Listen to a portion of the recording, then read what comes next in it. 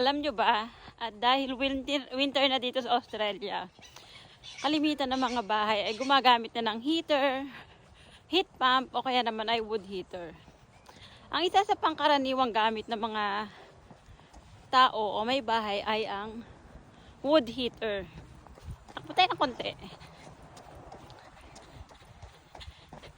At alam nyo ba, gustong gusto ko yung nakakaamoy ng usok ng galing sa heater o wood heater. Bakit?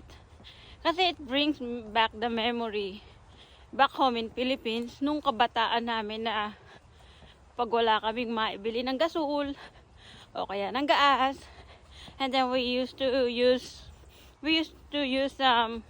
charcoal or kahoy o mga sticks na pupulutin namin sa labas ng bahay.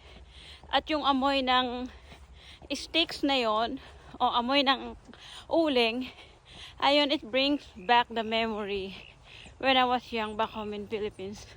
Yun lang, gusto ko lang i-share na sa mga season na yan sa ating buhay, winter, summer, spring, autumn, diba? We should be grateful. Kaya niyan, grateful ako pag winter kasi every time na amoy ko yung mga wood heater na yung smoke, meron akong naaalala. Wala lang. Chares lang. Bye-bye.